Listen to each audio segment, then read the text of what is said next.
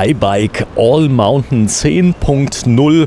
Diesmal natürlich in der Version mit Kai Gimmler, denn ja, er hat es sich nicht nehmen lassen und hat das Fahrrad mal für uns aufgebaut. Es hat einen 120 Newtonmeter Motor mit drin von TQ, einem deutschen Hersteller, Automotive-Hersteller, der wirklich seinesgleichen sucht. Und ja, die Fans werden es kennen. Man erkennt es auch am wichtigsten Merkmal einer goldenen Kette. Nee, Spaß beiseite. Hier ist einmal. Ich grüße dich ganz herzlich aus Bayern eingeflogen nach Buß. Hi. Dein Name? Ich bin der Andi. Hallo Andi. Ja, du hältst es in der Hand und ja, du bist jetzt im Extreme-Modus gefahren. Ich glaube, es gibt 5 Unterstützungsstufen. Stimmt das? Richtig. Genau, zeig mal kurz das Display. Das ist jetzt Extreme, High, Mittel, Low und Eco. Dann kann ich es natürlich auch ausschalten und ich kann noch in den Walk-Modus schalten. Ja, so ist es. Und hier ist Kai Gimmler. Ja, grüß dich Kai, ganz herzlich. Hallo Sven, grüß dich. Ja, diesmal ohne Perücke, kein Fukuhila. Ja, es ist eins. Mit Goldkettchen. Ja, man muss sagen, den TQ-Motor, also diesen 120 Newtonmeter Motor, den gibt es schon sehr, sehr lange. Er ist sehr erprobt. Und er findet erstmalig Einsatz außerhalb eines Herstellers in Bayern, der das schon sehr, sehr lange verbaut hat, nämlich bei Highbike. Richtig, also jetzt bei Highbike, so meinst du, also umgekehrt. Genau. Der Motor ist natürlich, sagen wir, Highbike-spezifisch angepasst worden, auch aus Servicegründen und so weiter. Aber grundsätzlich ist der Motor schon bekannt, ist insofern also vom Motor her auf jeden Fall schon mal ein ausgereiftes Produkt. Und das hat Highbike jetzt einfach in die absolute Top-Linie reingesteckt. Das sind die Fly-Ons, die einfach für die nächsten Jahre sozusagen die Benchmark darstellen. Hinsichtlich elektronischer Steuerung, Rahmenbau, Motor, Leistung. Also das ist einfach das absolute Top-Produkt, was jetzt endlich dann auf dem Markt ist. Ja, dazu muss man sagen, normalerweise haben Systemhersteller ja immer, die bauen praktisch die Elektronik und den Motor und den Akku immer komplett ein von dem jeweiligen Hersteller von dem Motor. Hierbei ist es so, dass Highbike die Elektronik selber mit dem, Motor verbunden hat. Also die gesamte Entwicklung war Highbike richtig mit involviert. Das heißt, die haben das System nicht nur eingekauft, weil ich meine, wenn man jetzt was nimmt von Großserienherstellern, ist ja Highbike jetzt der Einzige, der diesen Motor verbaut. Und das ist jetzt schon ein System, was einfach... Noch. Warten wir mal ab, was die Zeit bringt. Aber natürlich ist jetzt einfach die Top-Linie von Highbike und dementsprechend Einfluss haben die auch auf die Entwicklung der gesamten Komponenten gelegt. Ja, es gibt so einige Details. Du wirst uns das jetzt mal ganz kurz schildern. Es gibt zum Beispiel integrierte Rückleuchten, Andi. Richtig, die sind in den Rahmen eingelassen und können bei den günstigeren Modellen nachgerüstet werden. Bei dem ist es schon mit dabei. Ja, günstig ist hier gar nichts, muss man dazu sagen. Es beginnt, glaube ich, bei roundabout 5.000 Euro. Ja, genau. Das hier liegt jetzt bei 8.999. Also 8.999 heißt 8.990 Euro. Richtig, dafür habe ich eine Waffe. Es ist so. Also vielleicht noch mal ganz kurz, um es abzumildern, wir reden nicht vom Krieg, wir reden also von, Spaß am Trail, so kann man sagen. Kann man so sagen. Ja, ich sag mal, du hast hier natürlich einen kompletten Carbonrahmen, ne? Alles ist integriert und so weiter. Auch diese ganze Technik, die dahinter steckt. Letztendlich, wir reden hier wirklich von einem absoluten Top-Produkt, wo alles integriert ist und so weiter. Schwinge ist aus Alu? Die Schwinge ist aus Alu, das stimmt wohl. Aber es ging um den Hauptrahmen jetzt, der halt insgesamt wirklich komplett aus Carbon ist. Hört man dann auch. Mit Akkubelüftung, du kannst den Akku hier nach unten rausziehen. Der Motor an sich ist eine Einheit, die sozusagen nur in den Rahmen eingeklincht wird. Das heißt, da steckt extrem viel Entwicklung dahinter, was letztendlich auch natürlich, muss man dazu sagen, hat zu ein bisschen Verzögerung in der Auslieferung geführt hat. Aber Highbike wollte es halt richtig machen und das hat halt eben ein bisschen gedauert, weil wir sind hier einfach mehrere Schritte voraus gegenüber allem, was bisher auf dem Markt ist. Ja, Dämpfer von DT Swiss habe ich noch nie gesehen. Die bauen jetzt noch Dämpfer. Ja, das ist in der 150 mm Variante. Okay. Also da gibt es auch verschiedene Anbieter von Dämpfern, je nachdem, was ich kaufe? Ja, richtig. Also es gibt RockShox, es gibt noch andere Premium-Hersteller in dem Sinn. Und das ist halt jetzt in der DT Swiss Ausführung. Ich zeige mal kurz die Akkubelüftung, dass man das mal sieht. Hier vorne habe ich so kleine Lufteinlässe, die gelten auch zeitgleich, damit ich eine sehr cleane Linienführung habe. Alles, was so, Seilzüge angeht. Ja, das ist nicht zu sehen. Ist hier alles intern verlegt, aber dann auch im Rahmen wirklich so vorgesehen, dass alle Leitungen sauber im Rahmen verlegt sind. hier siehst du einfach den Unterschied, wenn man den Rahmen jetzt aufmacht und guckt rein, was wir jetzt hier schwer darstellen können. Aber im Schnittmodell siehst du halt einfach... Mach mal. Hast du gerade eine Säge? Nee, also ich kann dir eins definitiv sagen, wenn du das jetzt machen würdest, ja, hätten wir das erfolgreichste Highbike-Video. Die Rechnung geht dann an Ed Saarland, oder wie ist das? Bitte nicht zerschneiden. Ich komme mal ganz kurz mal auf weiche Parameter. Also wir machen gleich noch mal ein bisschen Technik, wo wir mal bremsen und so weiter. Aber das ist ja ähnlich zu vielen anderen Rädern, muss man sagen. Also Premium, gar keine Frage. Nein, ist es nicht.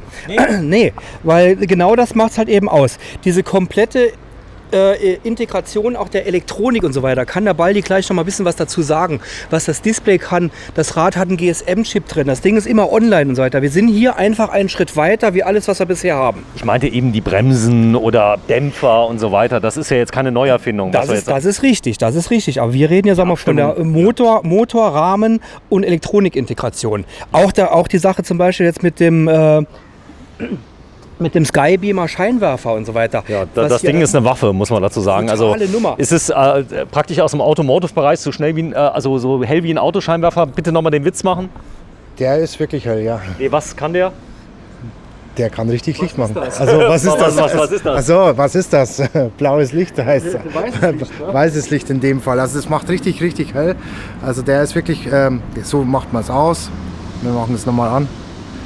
Und wenn ich jetzt drauf drücke, macht er... Wow! Ich hoffe, ihr könnt sehen. Das ist jetzt am Tag, muss man sagen. Genau. Und hierzu muss man jetzt sagen, starke Lampen gab es ja vorher schon. Die hatten nur nie eine Straßenzulassung. Aus folgendem Grund, weil sie nicht fix montiert sind. Ja? Das heißt, du könntest dann mit einer Helmlampe zum Beispiel oder mit einer am Lenker montierten Lampe in der Stärke potenziell ja den Gegenverkehr blenden. Und das ist also hier nicht so. Der wird also genau eingestellt und ist also so auch straßenzugelassen. Und jetzt stell dir mit dem Ding, mit dem integrierten Licht ein Night Ride vor, wo du wirklich nachts durch den Wald ballern gehst, ja, mit 120 Newtonmeter taghell, das macht einfach Bock. Also es ist wirklich sehr hell, ich habe schon gesehen. Vielleicht nochmal weiche Parameter meinte ich eben mit, wie fühlt es sich denn an, wenn man es fährt? Also das haben wir, ich habe ja schon Videos gedreht beim Händlerkollegen, wo wir es mal gezeigt haben. Wenn du einfach mal draufsteigst, wie groß bist du? Ich bin 1,80. Was ist das für ein Rahmen? Das ist ein L-Rahmen hier. Also passt zu dir, ja. So, wir haben natürlich eine verstellbare Sattelstütze drin. Ja klar, das ist ja mittlerweile Standard, ne? Andi, fahr mal auf Extreme mal bitte. So, Extreme ist, glaube ich, echt geil, oder? Aber leider bei 25 km/h Ende. Aktuell ist das noch so. Es geht hier einfach darum, dass du auch im schweren Gelände, es geht auch um Hindernisüberwindung und solche Geschichten. Ich muss dazu, darf ich sagen, ich fahre ja ein Spitzing.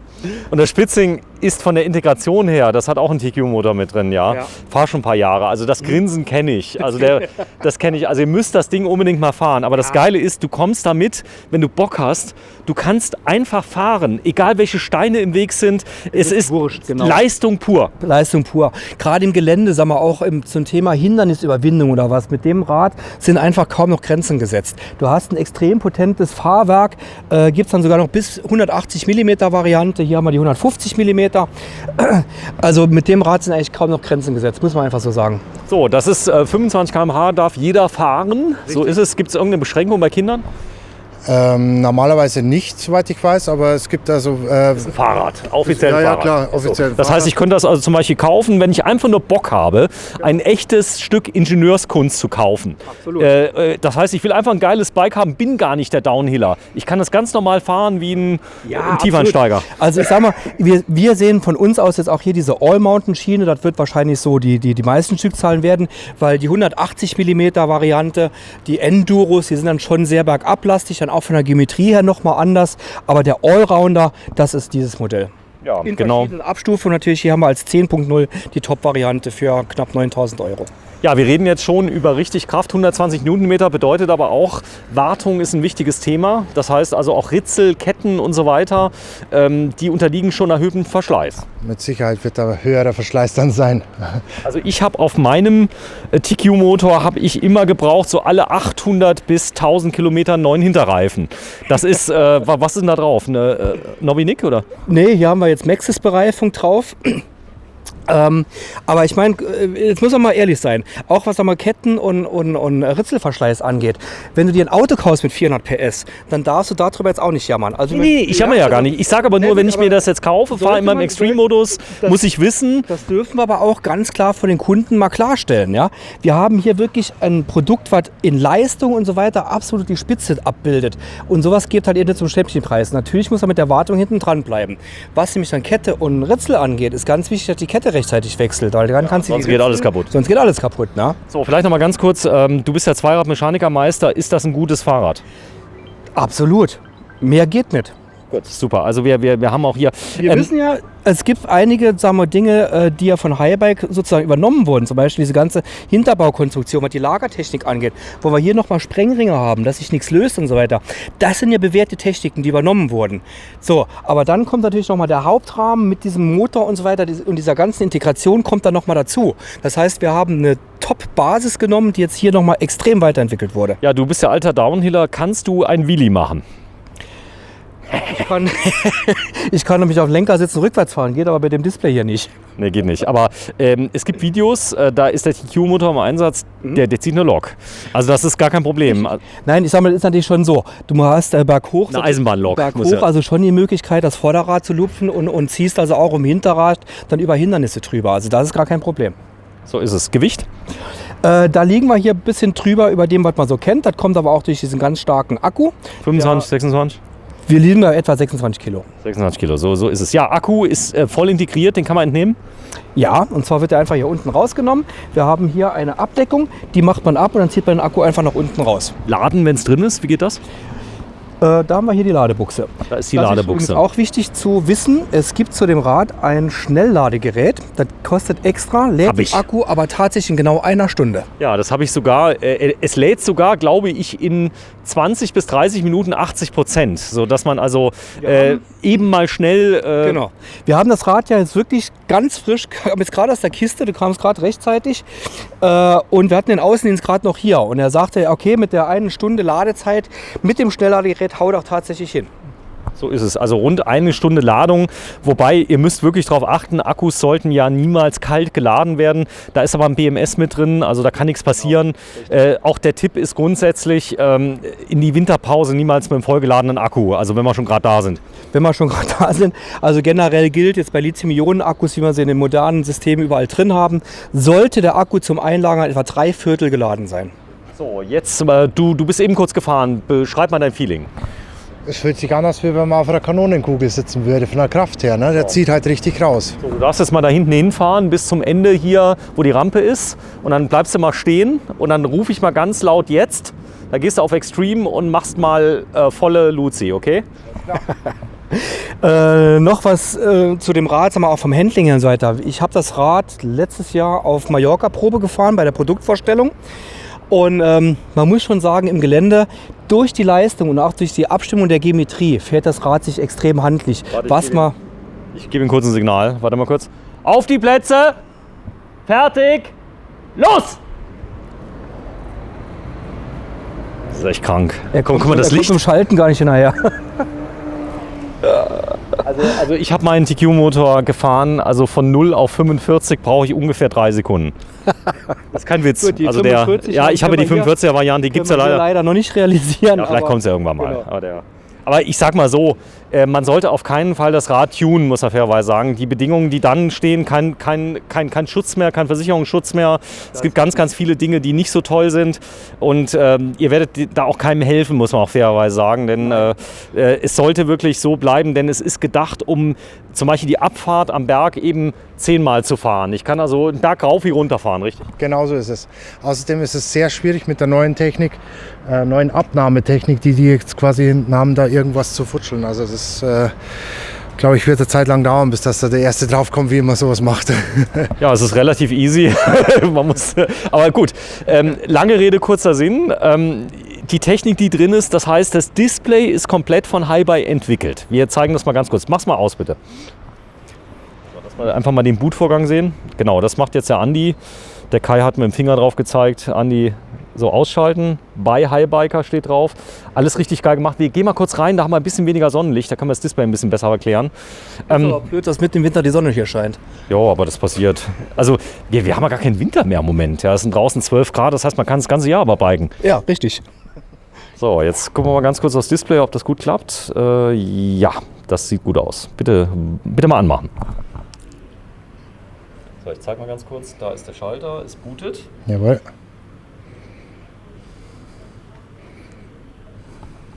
So, Profil, ist nagelneu. Das ist nagelneu. Das heißt, ich kann mehrere Biker anlegen. Genau, wir überspringen das aber jetzt mal, weil ich möchte da jetzt keinen vorgreifen. Dann kommt also einfach nur Highbiker. Also für Probefahrten und solche Sachen kann man das halt so verwenden, ohne dass man da jetzt ein komplettes Profil anlegen müsste. Genau, ich zeige mal ganz kurz die Schaltkulisse, dass wir die einmal kurz erklären. Auf der linken Seite ist ein kleines Drehrad.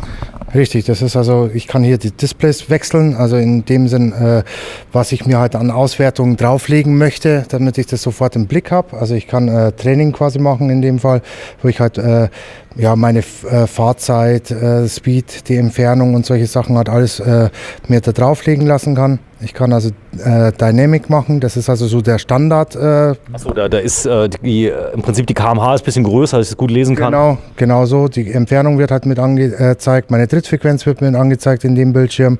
Und kann mir also auch das Maximum anzeigen lassen. Das ist also der komplette Display voll mit Mordsinformationen, was ich also alles an Auswertung machen Es gibt eine App? Es gibt eine App. Ja, das heißt, ich kann auch Karten vorkonfigurieren, glaube ich, die man laden kann. Aber genau. Das geht dann via Bluetooth, das ist hier oben das Zeichen, das wäre sogar an. Ich habe leider jetzt die App nicht am Handy, weil sonst hätten wir das auch noch kurz durchgehen können. Es ist auch so, dass die E-Connect haben, also wie der Kai gerade vorhin schon mal erwähnt hat. Das ist also, dass das Rad ortbar ist, das heißt die Streckenaufzeichnung, solche Sachen macht er sowieso dann automatisch. Ja. Gut, Diebstahlschutz, so ein Fahrrad lässt man nicht stehen, sage ich ganz ehrlich. Also das ist jetzt, selbst mit dem Bordeaux und Co., ich würde sowas nicht draußen stehen lassen. Allein die Felgen, wenn die weg sind. Ja, wird teuer. Deswegen, also es ist auf jeden Fall komplett integriert, der Schutz, und funktioniert auch sehr gut. Also die haben mehrere Räder schon gefunden, sage ich jetzt mal, durch den integrierten Chip. Ist es so? Ja. Also das ist für alle Leute, also lasst es am besten stehen, denn der stolze Besitzer, jetzt muss man aber sagen, wenn man zum Beispiel so ein Fahrrad kauft über das Thema Jobbike, das ist ja ein ganz wichtiges Thema, ist natürlich die Versicherung mit drin. Da brauche ich mir erstmal keine Sorgen zu machen, ich muss natürlich abschließen. Genau. Hat voll den Hintergrund, weil, sagen wir, beim Leasing bist du ja nicht Eigentümer des Rades, sondern das ist der Leasinggeber. Ne? Nur, wenn man jetzt mal sieht, was so ein tolles Produkt letztendlich kostet, und dann macht das Leasing natürlich leicht. Vielleicht mal kurz erklärt nochmal, was Leasing ist. Es ist quasi eine Gehaltsumwandlung, das heißt, das Rad wird für 3 Jahre geleast vom Arbeitgeber, und der stellt es dem Arbeitnehmer zur Verfügung und zieht ihm die Leasingrate sozusagen vom Bruttogehalt ab. Brutto für Netto quasi. Brutto für Netto? Ja, das heißt, ich kriege vom Bruttogehalt abgezogen, zahle darauf keine Sozialversicherung, keine Richtig, Steuern. Genau. Also drücken wir es so aus. Du zahlst die Leasingrate vom Bruttogehalt, und was ja nachher netto im Geldbeutel fehlt, ist natürlich wesentlich geringer. Und wir reden aktuell, weil staatlich noch mal stärker gefördert ist, von einer Ersparnis zwischen 30 und 40% auf den Sofortkaufpreis. Und das ist natürlich mächtig. Und die Feststellung, die wir haben, also sagen wir auch große Betriebe wie Buser Röhrenwerke, Deutsche Bahn und so weiter. Viele Mitarbeiter, denen ist gar nicht klar, dass ihre Arbeitgeber da mitmachen. Also insofern... Die haben einen Rahmenvertrag schon gemacht. Wir haben einen Rahmenvertrag, und viele Mitarbeiter wissen es aber noch nicht. Insofern, wer Interesse hat, immer noch mal beim Arbeitgeber in der Personalabteilung nachfragen gehen, weil es lohnt sich wirklich. Man ärgert sich kaputt, wenn man so ein Rad bar bezahlt und hat eigentlich die Möglichkeit des Leasings. Da kommen wir noch mal kurz auf das Thema Carbonrahmen.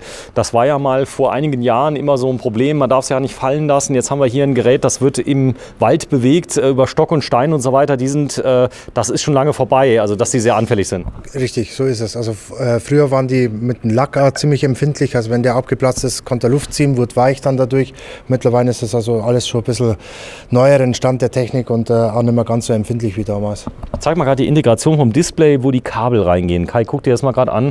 Das ist schon gut gemacht, oder? Absolut. Ne? Und auch nochmal zum Thema Carbon. Wenn wir jetzt überhaupt mal insgesamt von den Werkstoffen gucken, als wir damals den Übergang hatten vom Stahl zum Alu, hat auch nicht funktioniert. Das sind natürlich immer so die ersten Jahre. Nur die ersten Jahre im Carbonrahmenbau, die liegen jetzt 10 Jahre zurück oder 15 Jahre. Also, das ist. Und du kannst auch Formen machen, die gehen mit keinem anderen Werkstoff. Genau. Also. Du kommst ja auch mit dem Alu irgendwo gerade jetzt bei der integrierten Akkutechnik auch gewichtsmäßig irgendwann nicht mehr weiter. Du musst ja trotz dass der Akku hier drin ist, irgendwo Stabilität generieren. Ja, hau noch mal kurz drauf. Unten. Das ist krass. Das ist irgendwie. Und ohne Scheiße, es fühlt sich irgendwie auch geil an. Also es ist, also ich muss sagen, Andi, du bist heute wie groß? Größe? 1,80 Meter. Also nur, dass man ungefähr mal die Proportionen sieht zum Fahrrad. Es ist ein richtiger Hingucker. Es soll sogar Leute geben, die kaufen sich das Ding und fahren es gar nicht, hängen es nur an die Wand. Kann man gerne machen. Ich meine, klar, vom Design her. Du verkaufst auch 2 dann. Also eins zum Fahren, eins zum Fahren, eins für die Frau und eins für hinzuhängen, genau. Also nochmal, das ist ein Rad, das kann ich mir auch als Anfänger kaufen. Habe also ein richtig tolles Trekkingrad. Wenn ich mir richtig was Geiles gönnen will, jetzt ohne Witz, genau. Da mache ich nichts falsch. Richtig. Nur muss man jetzt sagen, der Trekking-Kunde, dem würden wir jetzt nicht das hier verkaufen, sondern wir kriegen es auch als die Adventure genannten Trekking-Modelle bekommen wir auch. Die sind jetzt avisiert für den Januar. Ja, die sind auch wesentlich günstiger, muss man sagen. Also es geht, glaube ich, los bei roundabout 5. Ja, weil du halt hinten die Federung dann in dem Fall nicht dran hast. Das macht es natürlich ein bisschen günstiger, das stimmt. Richtig. Also das ist praktisch ein Hardtail. Ist ein Hardtail, ne? Aber die sonstige Technik-Features, die sind dann gleich. Reifengröße? Hier haben wir Mischbereifung 57B plus hinten und 29 vorne. Ja, das ist auch mittlerweile State of the Art. Damit in dem Bereich auf jeden Fall, ne, weil es einfach Sinn macht. Hinten maximale Traktion durch den breiten Schlappen, vorne besseres Überrollverhalten durch den 29er-Reifen. Das ist mittlerweile bei vielen Rädern in der Art so mit drin. Ja, Zuverlässigkeit Highbike. Vinora ist große Firma.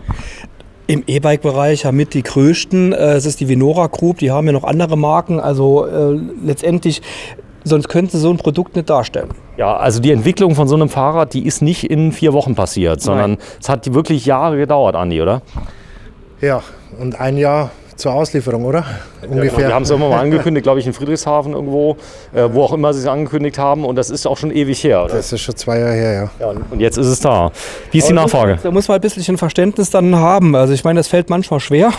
Aber wie gesagt, es ist wirklich, der nächste große Schritt einfach innerhalb der Branche. Und da kann auch einfach mal was schief gehen. Ist leider. Ja gut, Highbike liefert dann lieber erstmal nicht aus, macht sich nicht, ich sag mal, da kann ja viel passieren. Wenn du hier jetzt so ein Produkt und du hast einen Motor dauernd kaputt oder es ist das und das. Es gibt doch nichts Schlimmeres, wie wenn so ein Produkt dann nicht ausgereift ist. Überleg mal, du kaufst ja ein Rad für 9.000 € und die Fuhre funktioniert nicht. Also ich persönlich fahre TQ jetzt im 4. Jahr.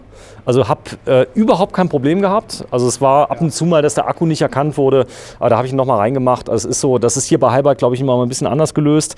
Und TQ ist wirklich ein Hersteller, also die bauen Automotive, also hochprofessionell, richtig. Made in Germany, engineered in Germany. Allein das Getriebe, da gibt es Videos zu bei TQ, da kann man sehen, wie das funktioniert. Das ist so ein Kugellager, also unvorstellbar Hightech. Also, richtig, ja.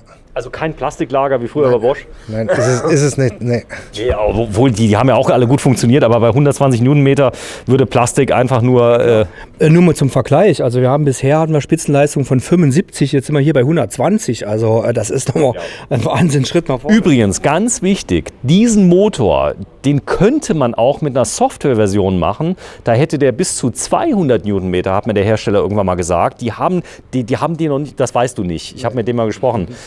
Da geht noch viel, viel mehr. Die könnten allein aus Softwaregründen, könnten die den noch viel schneller machen. Es gibt sogar den TQ-Motor in einer offenen Version von einem anderen Hersteller, genau den gleichen Motor, 75 km/h. Genau. Bekommt man dann zwar ein bisschen Probleme mit der Übersetzung, aber man tritt den sehr schnell. Theoretisch möglich ist viel. Hier setzt halt dann der Gesetzgeber irgendwo die Grenzen. Ich will damit einfach nur sagen, der Motor hat also noch Luft nach oben, das heißt, er ist nicht am oberen Ende in der Ausreizung, sondern der ist am unteren Ende. Richtig. Das heißt, die Haltbarkeit, ich habe wahrscheinlich viel Spaß. Komfortzone sozusagen für den Motor. Okay, das ist wichtig, denn ich sag mal, der ist jetzt nicht ausgereizt. Was also ich auch schön finde, ist die Integration hier des Motors, also wie schön das hier gelöst ist. Genau. Das ist schon Sex, oder? Auf der anderen Seite hast du dann das Kettenblatt im gleichen Design nochmal. Also das sind alles Details, aber das gibt ja insgesamt dann auch das Produkt dann wieder, ne? Das sieht schon Wertigkeit. Sieht schon endgeil aus. Absolut. Wenn du mal guckst, nur hier noch ein Detail, wenn wir gerade da sind, hier haben wir einen Flipchip, den können wir also drehen, dadurch änderst du die Geometrie, sowohl den Steuerrohrwinkel als auch die Tretlagerhöhe. Das geht geht auch. Das geht auch, richtig, ja. Okay, ein kleines bisschen, aber das macht es halt schon aus. Na gut, also zu krass. Ich meine, wir reden dann hier von einem halben oder einem Grad. Also ich habe es jetzt gar nicht genau im Kopf, wie viel es hier sind, aber um viel mehr geht es da nicht.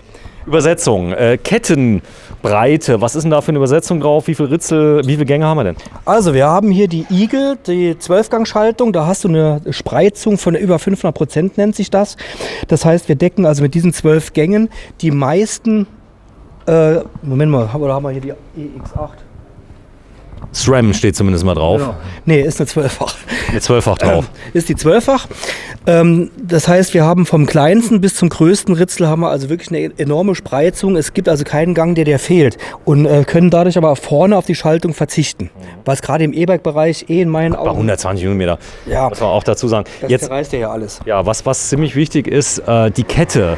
Es gibt mittlerweile Ketten, die sind angepasst an diese Leistung. Allerdings muss man wirklich sagen, wenn ich so ein Fahrrad fahre, ja, und ich bin wirklich da, ich trete auch nochmal 120 Newtonmeter rein und habe dann 240, 300 Newtonmeter teilweise dann nicht dann habe. Das geht schon auf den Verschleiß, also unbedingt Service achten, am besten die Fühlerlehre dabei haben. Richtig, genau. Also da haben wir so eine Fühlerlehre, eine Kettenmesslehre, weil man muss ja sehen, das Ritzel hier ist aus Stahl, insofern ist das schon mal ganz gut vor Verschleiß geschützt, aber es hilft alles nichts, wenn du die Kette über die Verschleißgrenze fährst, geht's Ritzel kaputt. Geht's kaputt, das muss ja so sein. Ja, tolles Display mit dabei, das Ganze könnt ihr dann hier testen, 25 Minuten sind rum. Gibt es noch irgendwas, was du noch gerne hinzufügen möchtest? Abgesehen davon, dass man hier vorne bei dem Beamer auch Fernlicht hat wie beim Auto und auf gar keinen Fall das Fernlicht bitte anlässt, wenn ein Auto entgegenkommt. Also wir reden hier wirklich von Autohelligkeit. Richtig, ja. Also das Ding macht taghell, auf jeden Fall. Bitte mal anmachen, ich will mal sehen hinten an der Wand, ob da was passiert. Jetzt ist Tag, also mal schauen, ob es da einen Beam gibt. Er macht es mal an, Motor bootet. Krass. Fahren wir ein bisschen näher zur Wand. Jetzt ist normal, ne? Und jetzt kann ich noch richtig hell machen. Wieder auf normal runter dimmen und dann, ja, jetzt ist sind Tag. Sind dann 5000 Lumen, ne? Die machen halt richtig hell. Ja, das ist auch wichtig. Also wenn ich auf dem Trail bin, da kann ich denn auch wirklich mal, ich meine, ist ja bekanntlicherweise, dass in dieser Hemisphäre am 24. Dezember, ich glaube Sommersonnenwende ist 21. Dezember, da geht halt hier das Licht aus bei bewölktem Wetter so um 3:30. Gefühlt auf jeden Fall. Es geht, glaube ich, um 3:30 hast du das Gefühl, die Welt geht unter. Ja. Und morgens natürlich erst um 9 Uhr. Das heißt, ich kann auch im Winter fahren im Wald, es macht Höllenspaß, muss keine Kopflampe mitnehmen. Und wenn du mal guckst, jetzt gerade die letzten Wochen war extrem verregnet, das heißt, die ganzen Trails alle sind aufgeweicht. Mit einem normalen Rad kommst du da nicht mehr weit. Mit dem E-Bike, dann gerade mit der Leistung, hast du natürlich einfach das totale Durchstechen, egal wie eingesumpft der Trail dann auch sein mag. Ich habe übrigens meinen TQ-Motor, also das Fahrrad erkennst du nicht mehr wieder, wenn ich also jetzt im Herbst da durchfahre.